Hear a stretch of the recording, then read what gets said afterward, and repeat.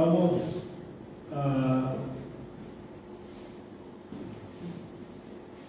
a orar al Señor para presentar al Señor su palabra, para que Dios pueda hablarnos. Cada uno de nosotros que estamos aquí presentes y todos los que podáis escuchar este mensaje por internet, que Dios nos pueda hablar y pueda verificar su palabra en cada uno de nosotros. Vamos a orar al Señor. Señor, yo quiero darte las gracias por poder estar en este día, en este lugar, Señor, porque no hay ningún otro lugar mejor en el que podamos estar en tu presencia, sobre todo ahora en los inicios del año, para agradecerte lo que ha sido durante todo este año pasado, Señor, y para pedirte tu bendición para este año que acaba de empezar. Oh Dios, lo más importante en este año es que podamos oír tu voz, podamos hacer tu voluntad, que seamos sensibles a tu espíritu y que podamos andar conforme al espíritu y no conforme a la carne, Señor. Yo te pido que nos puedas hablar, que tú puedas usarte de mí en esta mañana, Señor, y que tú puedas hablar tu palabra, lo que tú quieres traer a tu pueblo, Señor. Padre, glorifícate, Señor, en mi vida y úsate de mí un día más, porque sin ti nada soy, nada puedo, Señor. Yo quiero transmitir tu palabra que es viva y eficaz y más cortante que toda espada de los filos, Señor. En el nombre de Jesús. Amén. Como todos sabéis, se acaba de empezar un nuevo año y hoy concretamente es el día después de lo que la tradición celebra como el Día de Reyes. Así que voy a hacer una introducción al mensaje de hoy, que es para hacer ciertas aclaraciones acerca de la visita de los magos o sabios de Oriente. Quizás ya lo sepamos, pero quizás pueda haber alguien que nos pueda ver, que pueda escuchar este mensaje en internet y no sepa lo que la Biblia habla realmente acerca de estas personas y de lo que ocurrió realmente. Así que voy a hacer, antes de dar el pequeño mensaje que quiero hablar, quiero aclarar ciertas cuestiones acerca de la visita de los magos o de los sabios. Vamos a leer en el Evangelio de Mateo, capítulo 2, versículo 1 hasta el 12, y luego leeremos el 16. Puede parecer un texto muy largo, pero la verdad es que son versículos bastante breves. Vamos a leer en Mateo, capítulo 2, versículos 1 al 12, y luego el versículo 16, que dice: Cuando Jesús nació en Belén de Judea, en días del rey Herodes, llegaron del oriente a Jerusalén unos sabios, muchas traducciones dicen unos magos, pero ya aclararemos esto luego, preguntando: ¿dónde está el rey de los judíos que ha nacido? Pues su estrella hemos visto en el oriente y venimos a adorarlo. Al oír esto, el rey Herodes se turbó y toda Jerusalén con él. Y habiendo convocado a todos los principales sacerdotes y escribas del pueblo, les preguntó: ¿dónde había de nacer el Cristo? Ellos le respondieron: en Belén de Judea, porque así fue escrito por el profeta. Y tú, Belén, de la tierra de Judá, no eres la más pequeña entre los príncipes de Judá, porque de ti saldrá un guiador que apacentará a mi pueblo Israel. Entonces Herodes llamó en secreto a los sabios y se cercioró del tiempo exacto en que había aparecido la estrella, y enviándolos a Belén, dijo: id allá y averiguad con diligencia acerca del niño, y cuando lo halléis, hacedmelo saber, para que yo también vaya a adorarlo. Ellos, habiendo oído al rey, se fueron. Y la estrella que habían visto en el oriente iba delante de ellos hasta que, llegando, se detuvo sobre donde estaba el niño. Y al ver la estrella se regocijaron con muy grande gozo. Al entrar en la casa vieron al niño con María su madre y postrándose lo adoraron. No los adoraron ni la adoraron. Lo dice claramente, lo adoraron, es decir, adoraron a Jesús. Luego, abriendo sus tesoros, le ofrecieron presentes, oro, incienso y mirra. Y de aquí la tradición de los regalos el Día de Reyes aquí en España. Pero hoy lo que hablaré después de la introducción es acerca del mejor regalo que nos han hecho en toda nuestra vida. Sigue diciendo el versículo 12, pero siendo avisados por revelación en sueños que no volvieran a Herodes, regresaron a su tierra por otro camino. Ahora saltamos hasta el versículo 16 que dice, Herodes entonces, cuando se vio burlado por los sabios, se enojó mucho y mandó matar a todos los niños menores de 2 años que había en Belén y en todos sus alrededores, conforme al tiempo indicado por los sabios. Lo primero con lo que nos encontramos al leer este pasaje es que no hay nada en el texto bíblico que nos haga pensar que fueran reyes. Quiero dejar bien claro que no hay ningún otro lugar en la Biblia que se hable de ellos. Por lo que si aquí no dice que eran reyes, no lo dice en ningún lugar de la Biblia. El hecho de que regalaran oro, incienso y mirra eran anuncios proféticos del ministerio de Jesús como rey en santidad. El oro que representa la santidad, el incienso que representa la oración y la mirra que para dar su perfume tenía que ser machacada, representaba los sufrimientos que iba a tener que pasar el Mesías, que iba a tener que ser herido por nuestros pecados, molido por nuestras rebeliones, como la mirra necesita ser molida. Estos 3 regalos eran productos de mucho valor y quizás de ahí la tradición llegó a decir que eran reyes, pero en ningún lugar se nos dice que fueran reyes. Y el que hicieran regalos de tan alto precio no implica necesariamente que fueran reyes. Eran sabios, ¿no? Que en muchas ocasiones los llaman magos, eran sabios, eran personas cultas que se dedicaban al estudio de los astros y de muchas otras cosas, por lo que solían ser consejeros de los reyes y por tanto pertenecían a la alta sociedad y poseían grandes riquezas. Pero ni la Biblia ni ningún otro documento histórico puede llevarnos seriamente a pensar que fueran reyes. Pertenecían al grupo selecto de las cortes de Oriente, como en su día lo fue el profeta Daniel, como lo podemos ver en Daniel capítulo 2, versículos 48 y 49, donde nos dice: entonces el rey, hablando de Nabucodonosor, engrandeció a Daniel y le dio muchos honores y grandes dones, y lo hizo gobernador de toda la provincia de Babilonia y jefe supremo de todos los sabios de Babilonia.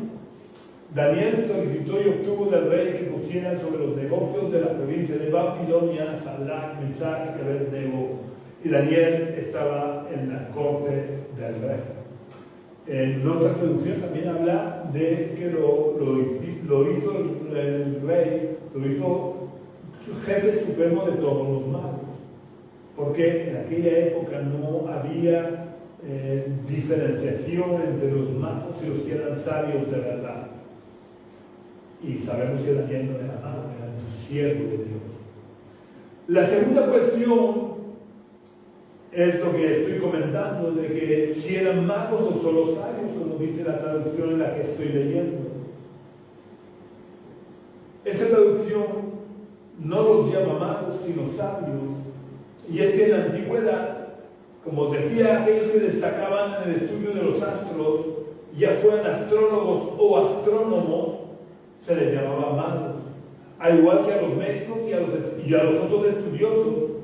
Por lo que podemos decir que a cualquiera que destacara en alguna forma de conocimiento se les llamaba magos. Si de verdad estos sabios o magos practicaban la magia o no, es algo que no podemos estar seguros, hablando de los que visitaron a Jesús. Pero por su actitud hacia Cristo, podemos suponer que eran personas piadosas, ya que habían estudiado enviado a los profetas de Israel. Y además deseaban conocer al rey para honrarlo con sus bienes y adorarlo. Por lo que podemos suponer con bastante certeza que no practicaban la magia, que eran simplemente personas de gran conocimiento, eran sabios y que eran, como todos los demás sabios, conocidos como magos. Pero si hubieran practicado la magia, no hubieran adorado a Jesús como Dios.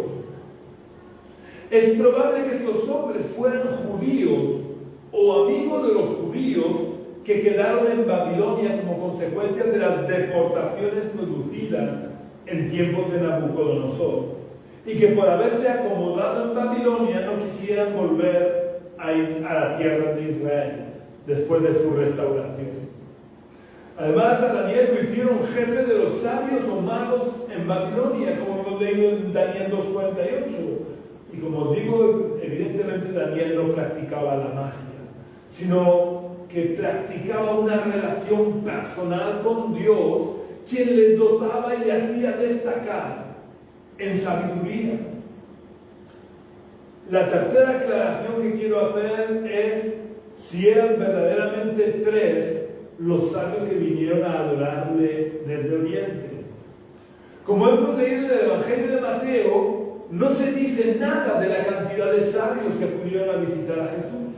Solo se nos dice que ofrecieron 3 regalos: oro, incienso y mirra, que ya digo que los 3 tenían un valor profético. Pero que ofrecieran 3 regalos diferentes no implica necesariamente que fueran 3 los sabios que fueron, ya que uno pudo ofrecer varios regalos, o varios ofrecer el mismo regalo. Lo único que podemos saber por la Biblia es que era más de un sabio, porque habla de sabios en plural, pero no sabemos qué cantidad había. Pudieron ser 2, de los cuales uno ofreciera 2 regalos y el otro uno solo, o que los 2 ofrecieran 3 regalos cada uno. También pudieron haber sido 30, por decir un número, en los que 10 regalaran oro, 10 regalaran incienso y 10 regalaran mirra. Lo más seguro es que entre ellos, que eran conocidos, dado que decidieron hacer este largo, peligroso e incómodo viaje juntos, pudieran haberse puesto todos de acuerdo entre ellos para, entre los 3, o perdón, ya se me cuela la tradición, para entre todos, fuera la cantidad que fueran, regalar estos 3 regalos.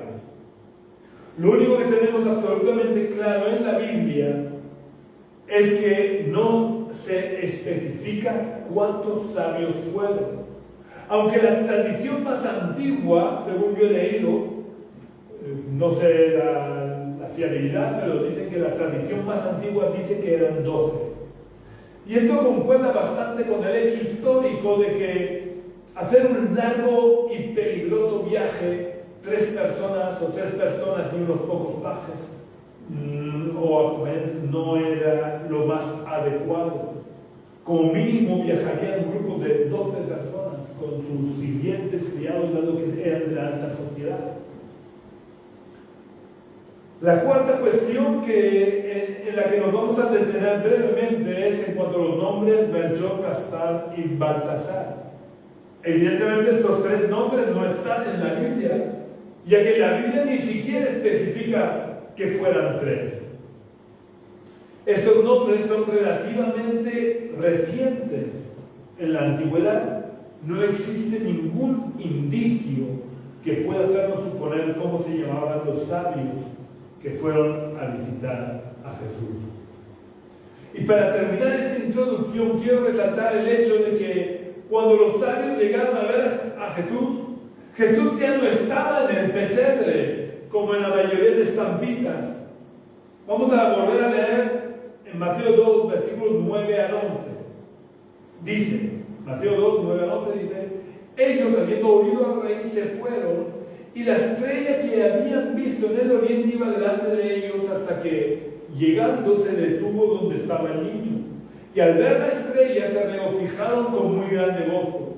Al entrar en la casa, vieron, daos cuenta, al entrar en la casa, no en el mesón, al entrar en la casa vieron al niño con María, su madre, y postrándose lo adoraron. Luego abrieron sus tesoros y le ofrecieron presentes, oro, incienso y mirra. ¿Veis cómo dice que al entrar en la casa? No dice en el mesón. Ni tampoco habla de ningún pesebre, como sí lo hace el Evangelio de Lucas, cuando hace referencia a la visita de los pastores, cuando en Lucas 2, versículo 16 dice: vinieron pues apresuradamente y hallaron a María y a José y al niño acostado en el pesebre. Ya vemos que cuando los sabios detienen la caravana porque han visto la estrella detenida sobre una casa, ven al niño y en ningún momento dice que el niño estuviera en ningún pesebre. Además, es muy probable que Jesús estuviera cerca de los 2 años, como podemos deducir por lo que dice Mateo capítulo 2 y versículo 7, que voy a volver a leer, que dice: entonces Herodes llamó en secreto a los sabios y se cercioró del tiempo exacto en que había aparecido la estrella. Y enviándolos a Belén dijo: id allá y averiguad con diligencia acerca del niño. Y cuando lo hayáis, hacedmelo saber, para que yo también vaya a adorarlo. Herodes dice que se cercioró del tiempo exacto de la aparición de la estrella. Y daros cuenta que la aparición de la estrella se corresponde exactamente al momento del nacimiento de Jesús. No sabemos además el tiempo que pasa entre la aparición de la estrella y la visualización de la estrella por parte de los sabios. Pero además, una vez vista la estrella, tienen que hacer todos los preparativos para iniciar el viaje, que no eran pocos. Daros cuenta que era un largo viaje a través de muchos caminos peligrosos, donde tenían que preparar bien la caravana para iniciar el viaje. Y tenían que recorrer andando, porque aunque algunos fueran en camellos o la carga fuera en camello, había muchos de los que iban que tenían que ir andando. Daros cuenta del tiempo que se tarda en hacer un viaje de alrededor de 1200 kilómetros desde Babilonia hasta Jerusalén. Así que podemos deducir que transcurrieron perfectamente alrededor de 2 años desde la primera aparición de la estrella. Además, si comparamos este versículo que acabo de leer con Mateo 2:16, concuerda. Dice: Herodes entonces, cuando se vio burlado por 2:16, Herodes entonces, cuando se vio burlado por los sabios, se enojó mucho y mandó matar a todos los niños menores de 2 años que había en Belén. No tendría sentido si Jesús estuviera recién nacido en el pesebre. Cuando los sabios llegaron a Herodes, no tendría sentido que Herodes mandara a matar a los niños menores de 2 años. Como mucho hubiera mandado a matar a los niños menores de 1 año o de 6 meses. Pero no se hubiera ido a 2 años si Jesús estuviera recién nacido en el pesebre. Así que Jesús probablemente tenía 2 años cuando los sabios llegaron a visitarlo, y además ya no vivía en el mesón, sino que vivía en una casa. Con todos estos datos doy por concluida la introducción aclaratoria acerca de lo que de verdad dice la Biblia en cuanto a los conocidos como Reyes Magos, que, como hemos visto, ni eran reyes ni probablemente eran magos. Así que, volviendo a lo que dije al principio, acaba de empezar un año, por tanto también acaba de terminar un año. Por lo que quiero preguntarte: ¿has hecho balance de lo que has supuesto este año que acaba de terminar en el cómputo general de los años de tu vida? Es importante que al terminar del año, como en cualquier negocio o empresa, hagamos un alto en el camino para examinar y hacer balance de de lo que ha sido nuestra vida durante este año que ya ha terminado, para que podamos ver si el balance general de este año ha sido positivo o negativo. Porque si no hacemos un balance, no seremos conscientes de lo que tenemos que cambiar. No sabremos las áreas de nuestra vida que debemos reforzar, ni seremos conscientes de todo lo que podemos mejorar, tanto a nivel físico como a nivel espiritual. Pero el balance no se hace para la obtención de datos y ya está. El balance se debe de hacer para tomar las decisiones oportunas y cambiar todo lo que tiene que ser cambiado en nuestra vida. No sirve de nada que, por ejemplo, vayamos al médico para que nos haga un chequeo y una vez obtenida la información de lo que funciona mal en nuestro organismo, guardemos en él el informe sin que tomemos las medidas oportunas para solucionar los problemas de salud que el chequeo ha detectado. Como he comentado a algunos hermanos, hace años un sabio otorrino me dijo que cada año que pasa somos un año más viejo. Y esta es una realidad incuestionable para todo el mundo, por joven o por viejo que seamos. Y aunque esta frase parece una obviedad, debe de abrir nuestros ojos a la realidad de que cada año que pasa estamos un poco más cerca de tener que rendir cuentas a Dios de lo que ha sido nuestra vida. Por eso, hacer como una avestruz que se cree que por esconder su cabeza el peligro desaparece, no sirve de nada. Creas o no, lo aceptes o no, llegará el día que tengamos que rendir cuentas a Dios de lo que ha sido nuestra vida. Así que quiero que leamos lo que dice el autor de la carta a los Hebreos, capítulo 9 y versículo 27. En la carta a los Hebreos, capítulo 9, versículo 27, su autor dice: y de la manera que está establecido para los hombres que mueran una sola vez y después de esto el juicio.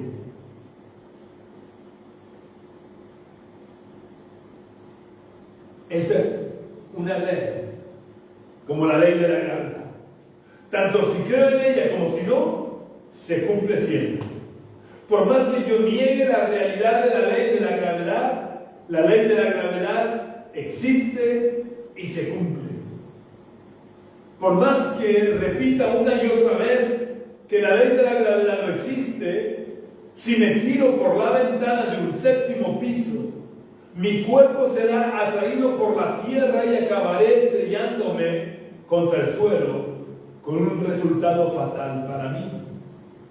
De la misma manera, por más que yo niegue la realidad de que Dios existe y de que cuando muera tendré que rendir cuentas de lo que ha sido mi vida a Dios, cuando esto ocurra, cuando yo muera, veré a Dios cara a cara y seré juzgado por Dios, no por las leyes humanas, ni por el buenismo imperante en la sociedad moderna del siglo XXI. Dios me juzgará, Dios nos juzgará por lo establecido en su palabra, la creamos o no la creamos. Dios nos juzgará por su ley. Y solo podré escapar de la sentencia de muerte si durante mi vida he tenido un encuentro personal con el único abogado capaz de decirle a Dios: sí, Él es culpable por ser un pecador y por tanto merecedor de la muerte eterna. Es culpable. Pero yo cumplí en lugar suyo la sentencia y con mi sangre pagué el precio de su libertad. La sentencia por nuestros pecados es muy clara. Pablo la describe claramente, sin ambajes, sin lugar a dudas, en su carta a los Romanos, en la primera parte del versículo que se encuentra en Romanos 6:23.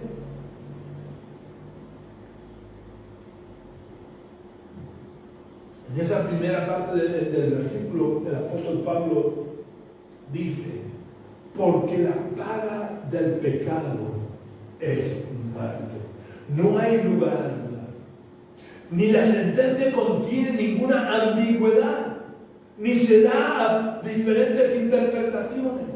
Solo hay una interpretación. La paga del pecado es muerte. La sentencia que pesa sobre toda la humanidad es muerte, pero no la muerte física solamente, sino que Pablo se está refiriendo también a la condenación eterna, por lo que necesitamos como abogado al único que no pecó nunca, porque al no haber pecado nunca, pudo ofrecer al Padre su vida como pago por la sentencia de muerte que pesaba sobre cada uno de nosotros.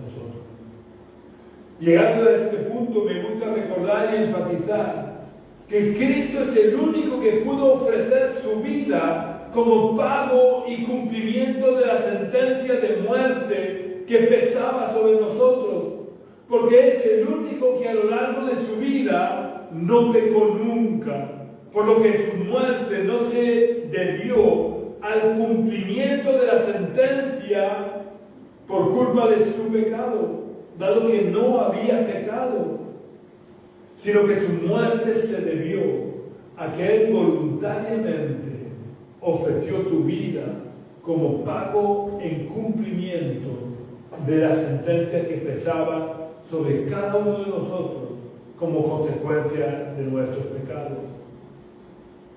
Por eso, como Lucas refleja en Hechos 14:12, Pedro en su defensa ante los gobernantes de Israel pudo decir: y en ningún otro hay salvación, porque no hay otro nombre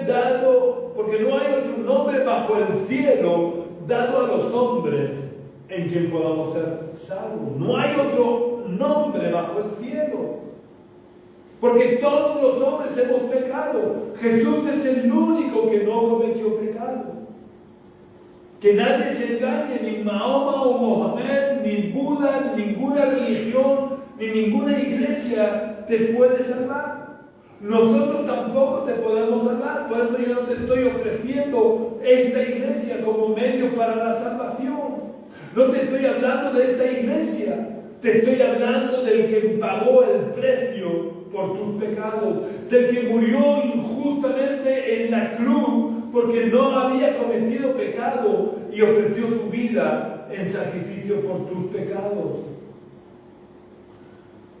Y como Él no cometió pecado, Él pudo ofrecer su muerte como pago por nuestros pecados. ¿Y qué hace Dios con ese pago ofrecido por Cristo en la cruz? Lo recibe, lo acepta y luego nos lo ofrece a cada uno de nosotros como un regalo, como el mejor de los regalos que podemos recibir, para que no sea necesario que nosotros cumplamos la sentencia de muerte, de condenación eterna, como lo explica Pablo en la segunda parte del versículo al que estoy refiriéndome todo este rato, de Romanos 6:23. En la segunda parte el apóstol Pablo dice: pero la dádiva de Dios es vida eterna en Cristo Jesús, Señor nuestro. Dádiva es un sinónimo de regalo. Dios nos regala la vida eterna cuando Cristo Jesús es Señor nuestro. Pero quiero dejar claro el altísimo precio que tuvo que pagar Dios para podernos hacer ese regalo.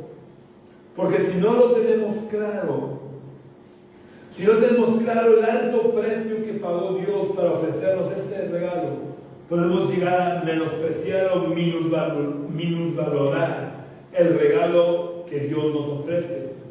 Porque no valoramos de la misma manera, si somos honestos, no valoramos de la misma manera un regalo barato comprado en el chino por alguien que tiene bastante dinero y posibilidades de gastar más dinero, que un regalo que sabemos que es tan caro sea muy caro o no muy caro, pero sea tan caro para la persona que lo compra, que le cuesta un sacrificio comprarlo y regalarlo. Por eso necesitamos entender claramente el altísimo valor del regalo que Dios nos ofrece y lo que le costó poder ofrecernos ese regalo. Para poder ofrecernos el regalo, Dios, que estaba sentado en su trono desde la eternidad, recibiendo toda la gloria y el honor y la honra, tuvo que dejar su trono, tuvo que dejarlo todo en el cielo, hacerse hombre con todas las limitaciones que eso le produciría. Tuvo que, como hombre, soportar todo tipo de tentaciones, soportar todas las debilidades físicas que un cuerpo humano le obligaba a tener, como pasar hambre, sed, cansancio, dolor. Además de todo esto, tuvo que soportar el continuo desprecio de su pueblo, el abandono de sus discípulos cuando él más los necesitaba. Tuvo que sufrir un juicio injusto, una gran cantidad de insultos y vejaciones, y por último una tortura atroz hasta la muerte, para poder ofrecerle al Padre el pago de la sentencia que pesaba sobre cada uno de nosotros. Y una vez pagada la sentencia, Dios nos la ofrece como el regalo más valioso que jamás nadie nos vaya a poder ofrecer. Así que quiero preguntarte, ¿qué harás con ese regalo que Dios te está ofreciendo? ¿Querrás aceptarlo o lo rechazarás menospreciando el alto precio que tuvo que pagar Él para ofrecerte ese regalo? Si quieres aceptarlo, como dijo el apóstol Pablo al final de Romanos 6:23 que leímos antes, Jesús tiene que ser el Señor de tu vida. Y para eso lo primero que tienes que hacer es aceptarlo en tu corazón como el Rey y Señor de tu vida. No es suficiente con leer la Biblia o con orar. Jesús tiene que ser el Rey y Señor de tu vida.